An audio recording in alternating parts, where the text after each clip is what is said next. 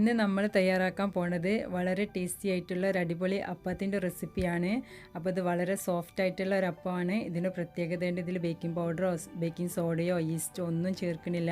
അതിന് പകരമായിട്ട് ഞാനൊരു ഇൻഗ്രീഡിയൻ്റ് ആണ് ഇതിൽ ചേർത്തിട്ടുള്ളത്.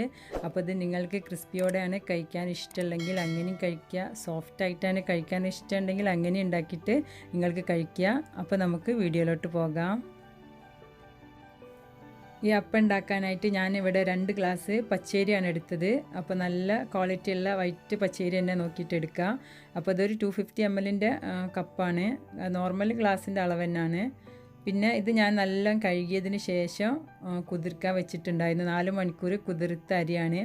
അപ്പോൾ അത് കുതിർക്കുന്ന കൂട്ടത്തിൽ ഞാൻ ഇതിലോട്ട് 2 ടീസ്പൂണ് ഉഴുന്ന് പരിപ്പും 1/4 ടീസ്പൂണ് ഉലുവയും ചേർത്തിട്ടുണ്ട്. അതും കൂടി ചേർത്തിട്ടാണ് സോക്ക് ചെയ്യാൻ വെച്ചത്. ഇനി അരി അരക്കുന്ന സമയത്ത് ഈ വെള്ളം ഒന്ന് മാറ്റി കൊടുക്കുക. എന്നിട്ട് നമുക്ക് ഫ്രഷ് വെള്ളം ചേർത്ത് കൊടുക്കുക. ഇനി ബാക്കിയുള്ള ഇൻഗ്രീഡിയൻസ് ഒക്കെ എന്താണെന്ന് നമുക്ക് നോക്കാം. പിന്നെ നമ്മൾ അരി എടുത്തത് ഏത് ഗ്ലാസ്സിലാണോ ആ ഗ്ലാസിൻ്റെ അളവിൽ തന്നെ 1/4 കപ്പ് ചോറ് എടുക്കുക. പിന്നെ അതേ കപ്പിൽ തന്നെ ഒരു 1/4 കപ്പ് തേങ്ങ എടുക്കുക. അപ്പോൾ ഞാൻ അപ്പം ഉണ്ടാക്കുന്ന സമയത്ത് ഞാൻ എപ്പോഴും തേങ്ങ ആദ്യം ഒന്ന് മിക്സിയിലിട്ടിട്ട് ഒന്ന് വെള്ളം ഒഴിക്കാതെ ഒന്ന് ചതച്ചെടുക്കും, നമ്മൾ ചമ്മന്തിക്കൊക്കെ ചതക്കണ പോലെ. എന്നിട്ടാണ് അതിലായിട്ട് ചോറും വെള്ളമൊക്കെ ഒഴിച്ചു കൊടുക്കുക. അപ്പോൾ നമുക്ക് വേഗം അരിൻ്റെ കൂടെ തേങ്ങയും ചോറൊക്കെ അരിഞ്ഞ് കിട്ടും. അല്ലെങ്കിൽ തേങ്ങ ഇങ്ങനെ വലിയ പീസായിട്ട് നമുക്ക് ചിരകിയിട്ട് കിട്ടുന്ന സമയത്ത് തേങ്ങ അരിഞ്ഞ് കിട്ടാൻ പണിയാണ്. അപ്പോൾ ഈ ടിപ്പ് ഒന്ന് നിങ്ങൾ യൂസ് ചെയ്ത് നോക്കുക. അപ്പോൾ ഞാൻ ചോറ് എടുക്കുന്ന സമയത്ത് വെള്ളച്ചോറാണ് എടുക്കാറുള്ളത്. അപ്പോൾ അതാണ് ഒന്നും കൂടി എനിക്ക് നല്ല വെള്ളപ്പായിട്ട് കിട്ടാൻ ബെറ്ററായിട്ട് തോന്നിയത്. അപ്പോൾ ഇതെൻ്റെ പേഴ്സണൽ ചോയ്സാണ്. അപ്പോൾ എനിക്ക് ഒരു എക്സ്പീരിയൻസ് കൊണ്ട് ഞാൻ പറയാണ്. അപ്പോൾ ഞാനിവിടെ കുറുവ റൈസിൻ്റെ ചോറാണ് എടുത്തത്. അപ്പോൾ നിങ്ങളടുത്ത് പൊന്നി അരിയാണുള്ളെങ്കിൽ അങ്ങനത്തെ ആയാലും കുഴപ്പമില്ല. അപ്പോൾ ആദ്യം നമുക്ക് വെള്ളം ഒഴിക്കാതെ ഒന്ന് കറക്കിയെടുക്കാം.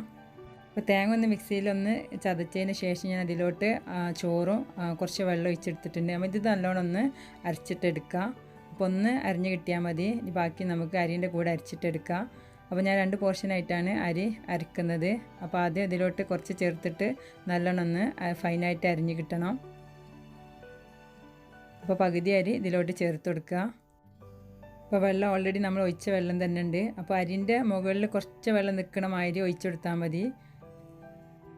അപ്പോൾ ഇതൊന്ന് ഫൈനായിട്ട് അരച്ചെടുക്കണം. അപ്പം അരയ്ക്കണ സമയത്ത് മിക്സി ചൂടാവാതെ നോക്കണം കേട്ടോ. മിക്സി ചൂടായി കഴിഞ്ഞാൽ നമുക്ക് മാവിന് പുളി അധികമാകും. ഇനി നമുക്ക് അടുത്ത ബാച്ച് ഒന്ന് ഇതേപോലെ അരച്ചിട്ടെടുക്കണം. അപ്പോൾ മിക്സി ചൂടായിട്ടുണ്ടെങ്കിൽ ഒന്ന് 5 മിനിറ്റ് റെസ്റ്റ് കൊടുത്തിട്ട് ബാക്കി അരച്ചെടുത്താൽ മതി. അപ്പോൾ കംപ്ലീറ്റ് അരി ഒന്ന് ഇതിലോട്ട് ചേർത്ത് കൊടുക്കുക.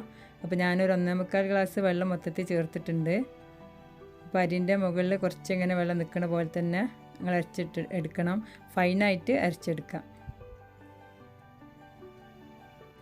അപ്പോൾ നല്ല ഫൈനായിട്ട് അരച്ചിട്ടുണ്ട്. ഇനി ഇതിലോട്ട് ഞാൻ പറഞ്ഞിട്ടുള്ള ആ സ്പെഷ്യൽ ഇൻഗ്രീഡിയൻ്റ് ആയിട്ടുള്ള തൈര് ചേർക്കുന്നുണ്ട്. അപ്പോൾ ഇത് ചേർക്കുമ്പോൾ നമ്മളെ മാവിന് അധികം പുളിയൊന്നും ഉണ്ടാവില്ല, നല്ല ഫെർമെൻ്റ് ചെയ്ത് കിട്ടാനും നല്ലതാണ്. പിന്നെ ഇതിലോട്ട് 2 ടീസ്പൂണ് ഷുഗർ ചേർത്ത് കൊടുത്തിട്ടുണ്ട്. ഇതൊന്ന് ഒരു സെക്കൻഡ് ഒന്ന് മിക്സിയിലൊന്ന് ബ്ലെൻഡ് ചെയ്തെടുത്തിട്ട് വരാം. എന്നിട്ട് നമുക്ക് ഇതിലോട്ട് ചേർത്തിട്ട് നല്ലോണം ഒന്ന് മിക്സ് ചെയ്തിട്ട് എടുക്കുക. അപ്പോൾ വെള്ളമൊക്കെ ഈ സമയത്ത് കറക്റ്റ് ഭാഗമാക്കി വെക്കണം. അപ്പോൾ ഈ സമയത്ത് ഞാൻ ഉപ്പിട്ടിട്ടുണ്ടായിരുന്നു. അപ്പോൾ അത് ഞാൻ ക്യാമറയിൽ കാണിക്കാൻ മറന്നുപോയി. അപ്പോൾ നല്ലോണം ഒന്ന് ഈ ഒരു ടെക്സ്ചറിൽ എടുക്കാം മാവ്. അധികം തിക്കുമല്ല അധികം ലൂസും അല്ല. ഇനി നമുക്കൊരു ഏകദേശം 12 മണിക്കൂറെങ്കിലും ഫെർമെൻറ്റ് ചെയ്യാൻ വെക്കണം. അപ്പോൾ എനിക്കിവിടെ കുറച്ച് തണുപ്പുള്ളതുകൊണ്ട് അത്ര ടൈം എടുത്തിട്ടുണ്ട്. അപ്പോൾ നിങ്ങളെ ചൂടിനനുസരിച്ചൊക്കെ ആയിരിക്കും മാവ് പൊങ്ങി വരാൻ ടൈം എടുക്കും. അപ്പോൾ അതൊന്ന് ശ്രദ്ധിക്കുക. അപ്പോൾ എന്തായാലും മാവ് ചുടുന്ന സമയത്ത് നല്ലൊന്ന് ഫെർമെൻ്റായി കിട്ടണം. എന്നിട്ടാണ് അപ്പം ഉണ്ടാക്കിയെടുക്കുന്നത്. അപ്പോഴാണ് നല്ല സോഫ്റ്റായിട്ടുള്ള അപ്പം നമുക്ക് കിട്ടുള്ളൂ. അപ്പോൾ ഈ സമയത്ത് കുറച്ച് ഉപ്പിൻ്റെ കുറവുണ്ടായിരുന്നു കേട്ടോ. അപ്പോൾ അത് ഞാൻ ചേർത്തിട്ടുണ്ട്. എന്നിട്ട് അത് ചേർത്തിട്ട് നല്ലോണം ഒന്ന് മിക്സ് ചെയ്ത് കൊടുക്കുക. അപ്പോൾ ഉപ്പ് എല്ലായിടത്തും ആകത്തക്ക രീതിയിലൊന്ന് മെല്ലെ ഒന്ന് മിക്സ് ചെയ്ത് കൊടുക്കണം. അപ്പോൾ കണ്ടാൽ തന്നെ നിങ്ങൾക്ക് മനസ്സിലാവും നല്ല പതഞ്ഞ് വന്നിട്ടുള്ള ഒരു നല്ല ബാറ്ററാണ്. ഇനി നമുക്ക് അപ്പച്ചട്ടിയിൽ അപ്പം ചുട്ടെടുക്കാം. അപ്പോൾ അതിന് വേണ്ടിയിട്ട് ഞാൻ ഇരുമ്പിൻ്റെ കടായിയാണ് എടുത്തത്. അതിലോട്ട് ഞാൻ കുറച്ച് നല്ലെണ്ണ ചേർത്തിട്ടുണ്ട്. ഇത് നല്ലോണം ഒന്ന് എല്ലായിടത്തും ഒന്ന് ഗ്രീസ് ചെയ്ത് കൊടുക്കുക. അപ്പോൾ ഈ മാവ് ഒഴിക്കുന്ന സമയത്ത് നല്ലോണം അപ്പച്ചട്ടിക്ക് നല്ല ചൂടുണ്ടാവണം. അപ്പോൾ ആവശ്യത്തിന് മാവ് ഒഴിച്ചു കൊടുക്കുക. ഇത് നല്ലോണം ഒന്നിങ്ങനെ ചുറ്റിച്ചെടുക്കുക. അപ്പോൾ നിങ്ങൾക്ക് സെൻറ്റർ ഭാഗത്തൊക്കെ നല്ല സോഫ്റ്റ് ആയിട്ടുള്ള ഭാഗം വേണമെങ്കിൽ കുറച്ചും കൂടി മാവ് അധികം വേണമെങ്കിൽ ഒഴിച്ചു കൊടുക്കട്ടോ. ഇവിടെ കുട്ടികൾക്ക് ഈ രീതിയിലാണ് ഇഷ്ടം, അതിനെക്കൊണ്ടാണ് ഞാനിങ്ങനെ ഉണ്ടാക്കിയെടുക്കുന്നത്. എന്നിട്ട് ഫുള്ള് ഹോൾസ് വരട്ടെ. അപ്പോൾ ഹോൾസൊക്കെ വന്നതിന് ശേഷം നമുക്ക് ഇതൊന്ന് മൂടി വെച്ചിട്ട് ലോ ഫ്ലെയിമിലിട്ടിട്ട് ഒന്ന് കുക്ക് ചെയ്തിട്ട് എടുക്കണം.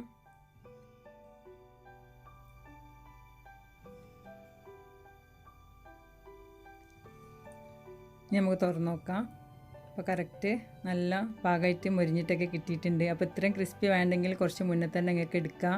അപ്പോൾ ഈ രീതി ക്രിസ്പി വേണമെങ്കിൽ കുറച്ചും കൂടി സമയം വെച്ചാൽ മതി. ഞാൻ നോൺ സ്റ്റിക്കിൻ്റെ അപ്പച്ചട്ടിയിലും കൂടി ഒന്ന് ചുട്ട് കാണിച്ചു തരാം. അപ്പോൾ പാന് നല്ലോണം ചൂടായി കിടക്കുകയാണ്. ഇതിലോട്ട് ആവശ്യത്തിന് മാവ് ഒഴിച്ചു കൊടുക്കുക. ഇത് നല്ലോണം ഒന്ന് ചുറ്റിച്ചെടുക്കുക. അപ്പോൾ നിങ്ങൾക്ക് സെൻറ്റർ ഭാഗം വേണ്ടെങ്കിൽ ഒന്നും കൂടി ചുറ്റിച്ചാൽ മതി. അപ്പോൾ നടുഭാഗം മാവ് കിട്ടൂല, അപ്പോൾ ഒരേ ലെവലിലായിട്ട് കിട്ടുകയും ചെയ്യും. അപ്പോൾ സെൻറ്റർ ഭാഗം വേണമെങ്കിൽ അങ്ങനെ വെക്കാം.